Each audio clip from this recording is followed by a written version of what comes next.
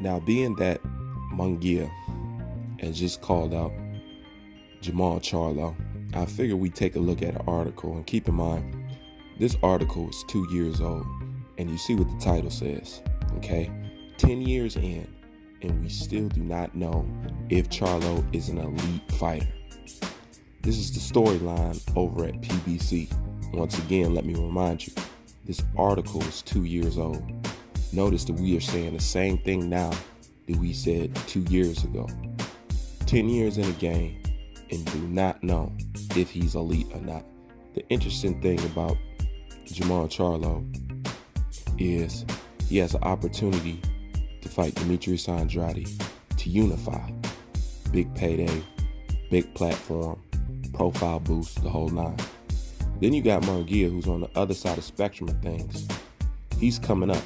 So you got a guy who wants to fight you, who is highly ranked and what some say is above you. Then you got Munguia, who's just now coming up through the ranks. So you got a guy at the top and you got a guy at the bottom, both aiming at you.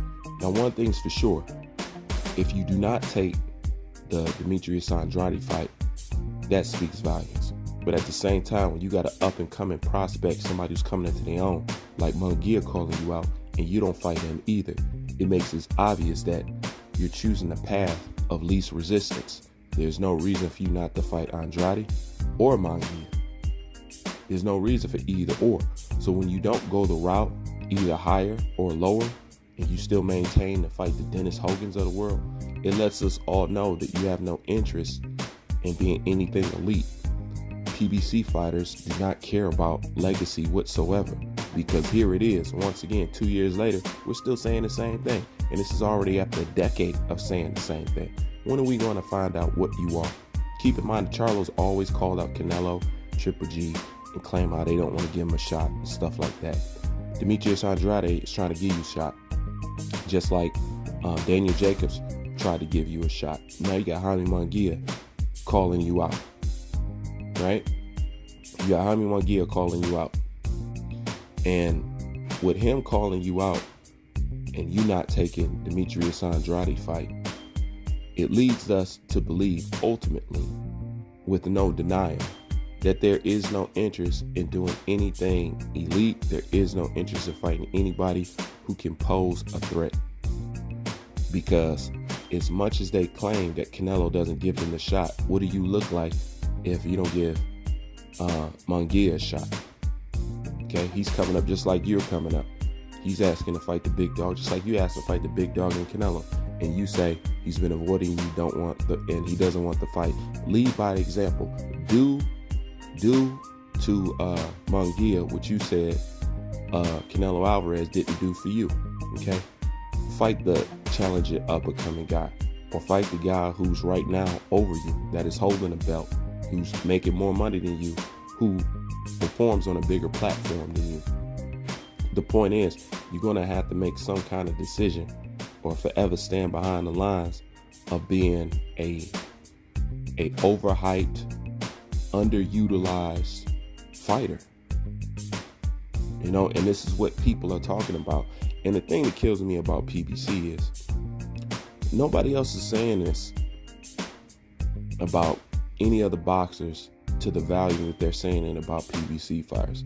Now, give and take, like I've always said, urban fighters get more pressure on them and more is expected of them, yes.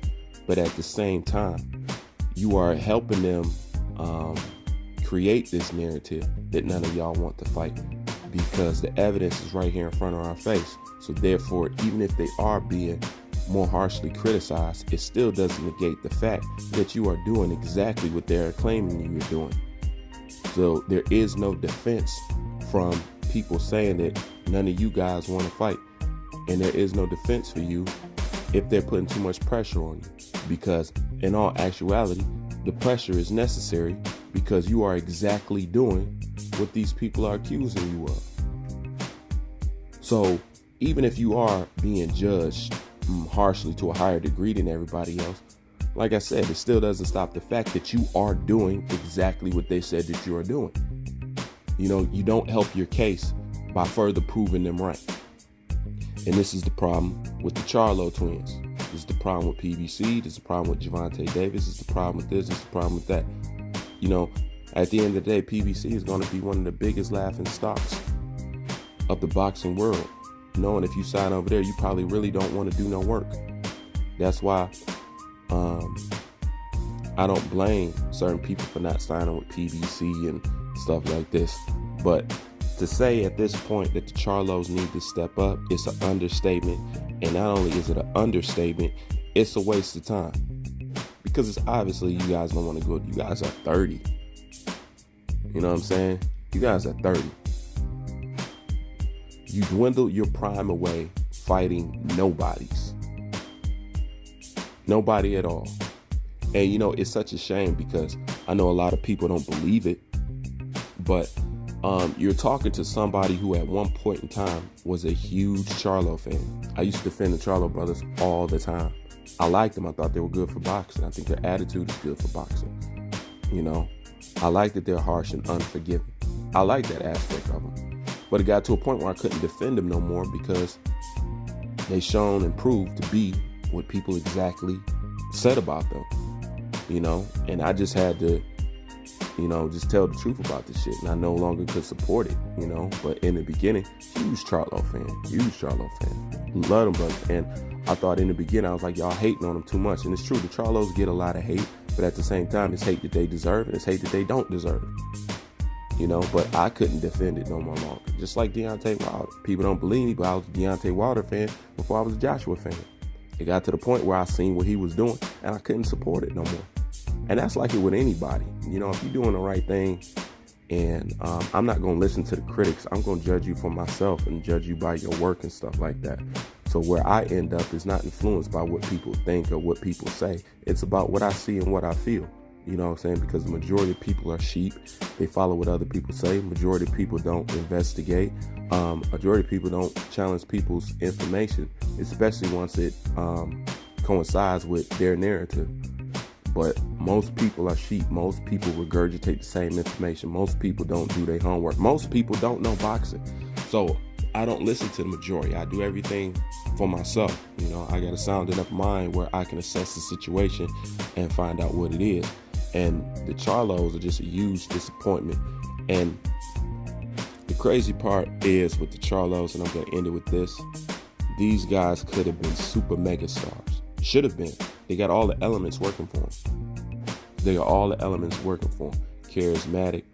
The camera loves them, whether they're a good talker or not. They're just good for entertainment. They're two twin brother champions. You know what I'm saying? They're not bad looking dudes. You know what I'm saying? You could sell them if you knew how to sell them, but I don't think none of these promoting teams know how to promote boxers anymore or what it takes. If you ask me, boxing is very lazy in their marketing department. They're very lazy in their marketing, but they could do so much if they care to put a little money behind their product. They could do so much, you know, but they don't. But marketing in boxing in general is weak, even for people that they want to push as being the number one this and the number one that. You know what I'm saying? They would like for Vasily Lomachenko to be this and be that, but they don't even market him enough to even push him like that. You know what I'm saying? Same thing with Terrence Crawford, same thing with everybody else. So marketing suffers in general when it comes to boxing. But for where the Charlos, for where they're at in their career, just like most of the PBC fighters, it's just no excuse for it. And I just had to bring this article up so you guys can see. Even back then, even 2 years ago, even 3 years ago, people still saying the same thing, man. 10 years, and we still do not know if you are elite or not. It's the story of the PBC fighter. Anyways, that's my thoughts on it. Leave your thoughts in the comment section. Bruce Van, I'm out.